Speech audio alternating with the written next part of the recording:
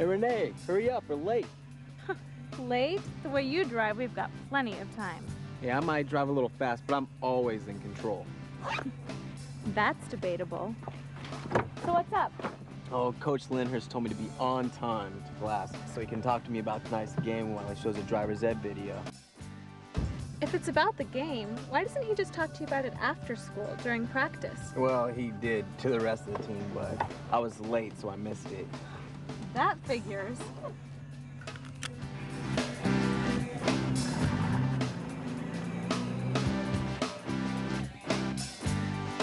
So what kind of video do we get to see in our driver's ed class? Oh, I don't know. It's probably one of those gory ones with all the body parts in the road. Ooh. All right. You know they got rules on who gets killed in those videos? Rules? What do you mean? It's always the overconfident teens. The ones who act like nothing's gonna happen to them. They're the ones who get swiped out in a wreck. Oh, you mean like the ones who don't wear their seat belts? Yeah, and the ones who don't pay attention to the road. They always get preoccupied. Jack, would you watch where you're going? Sure. And there's usually some life-threatening hazard waiting for them down the road. Jack, please, watch the road. Sure.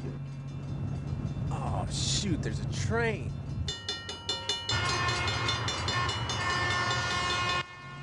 Of course, the main rule is that someone makes a really dumb decision right before the accident. If we have to wait for this train, we're really gonna be late. Jack, I can't believe what you're doing. Relax, it's under control.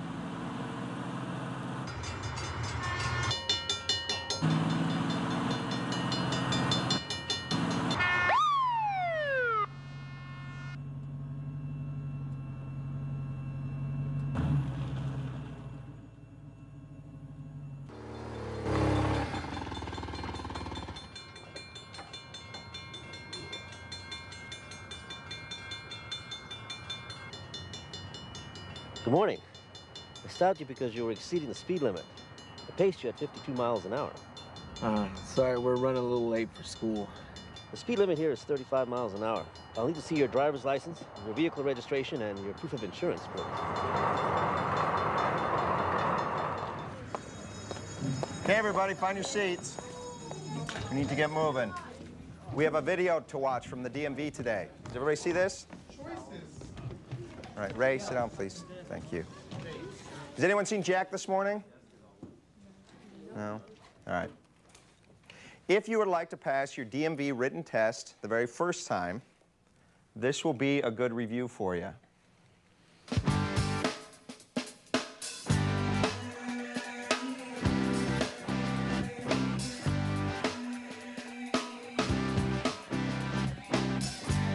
California citizens enjoy many basic rights: life, liberty, the pursuit of happiness. Driving, however, is not one of them.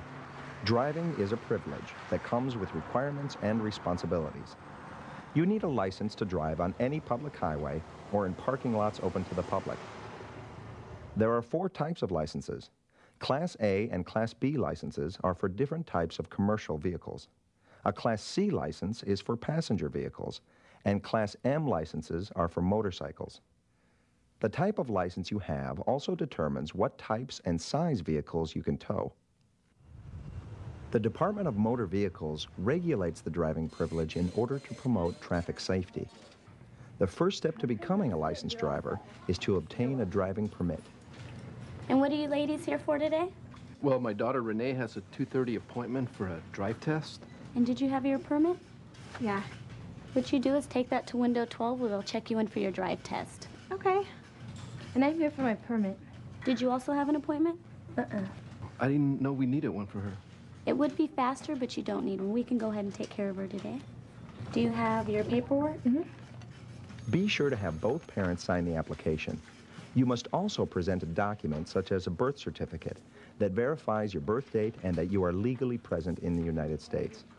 If you're under 17 and a half, you must meet additional requirements for driver education and driver training. Check the driver handbook for specific requirements. You have everything filled out and signed. Good. All I need is a check, cash, or money order for the application fee, please. The application fee pays for both your permit and your license. You have up to 12 months to complete these from the time that you pay this fee. If you don't obtain a license within this time period, you will need to start the application process over again. Here's your receipt. Thank you. Okay, step over here and we'll take your picture. Picture? You mean now? Yes. But my hair looks awful. Oh, you're always saying that. Here. You look fine. Let's go. Okay. Your signature, thumbprint, and photo are all recorded electronically. Now, afterwards, you'll receive a receipt with your picture on it. Be sure to hang on to this. You'll need to keep it until you get your license. Okay, can you see the vision chart behind me? Yes. After a short eye exam, you'll be tested on your knowledge of traffic laws and road signs.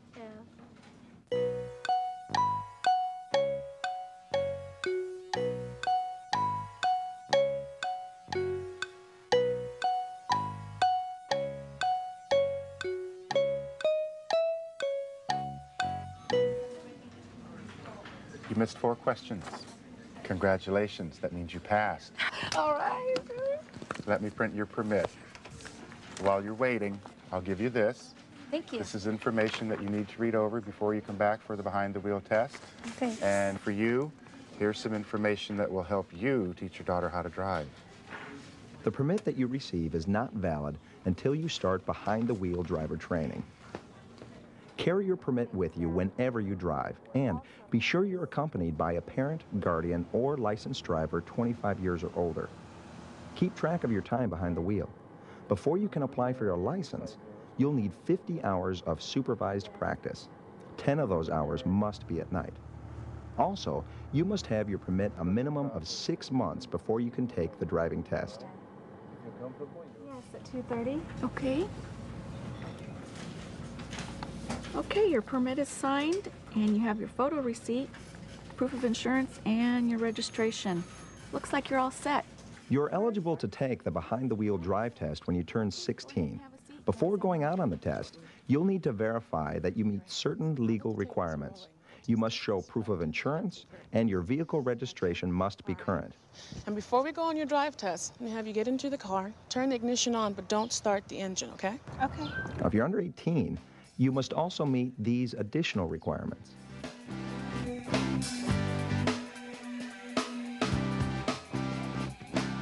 Your vehicle must be safe to drive. The examiner will check to see that the safety features, such as turn signals and brake lights, are in good working condition. You should also be familiar with the controls of your car. Didn't I do your hand signals? Yes. Great. Demonstrate them, please. Left, right, stop. Good. All right. Set your parking brake and then release it, please. Perfect. Press your foot on the brake and release. Okay, honk your horn. Great, thank you. If there are any safety problems, you'll have to make an appointment to come back another time to take the test. Now, to save yourself from making a return trip to the DMV, it's best to check out these safety items in advance before coming in.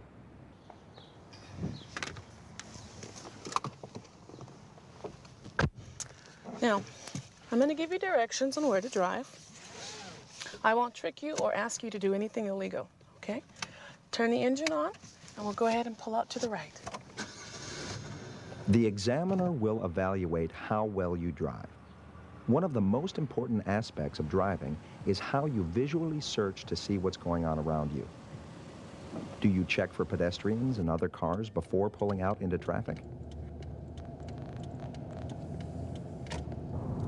Change to the left lane, please. How do you check to see if it's safe to make a lane change?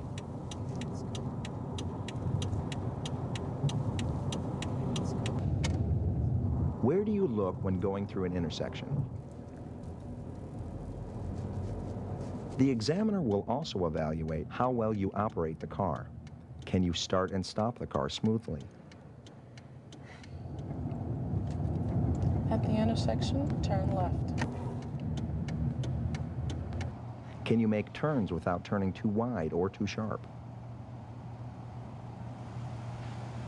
How you obey traffic signals and road signs also determines your test score.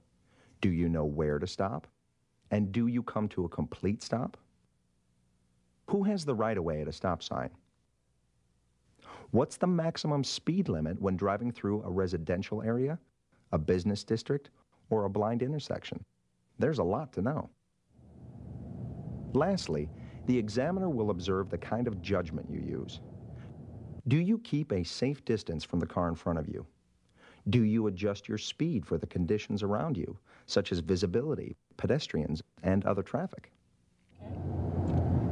Have you enter the parking lot, make a right. At the end of the test, the examiner will give you your score sheet and go over the results with you.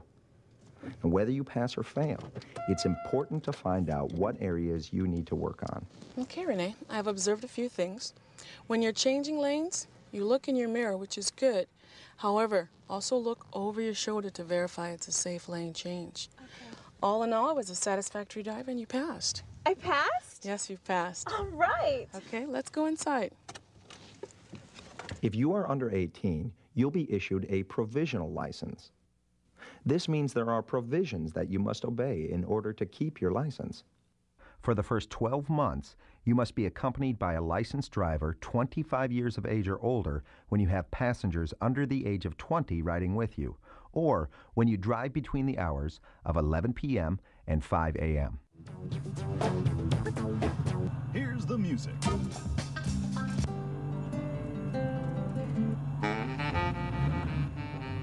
With a provisional license, any combination of 3 traffic citations or at-fault accidents in a 12-month period will result in a 6-month suspension of your driving privilege, and you'll be placed on probation for 1 year. Now, you're also subject to the zero tolerance law. Zero tolerance means you cannot drive with any measurable amount of alcohol in your system. Now, whether you have a provisional or an adult license, driving comes with responsibilities. All drivers must have automobile insurance or some way to pay for damages that result from an accident.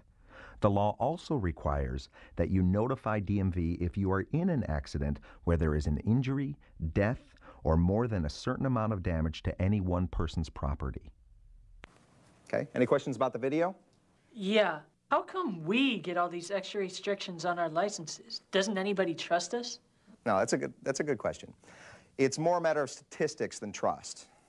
People in your age group get in more accidents than any other age group. So the people who write the laws respond to that by creating more restrictions. They're just trying to keep you from becoming a statistic.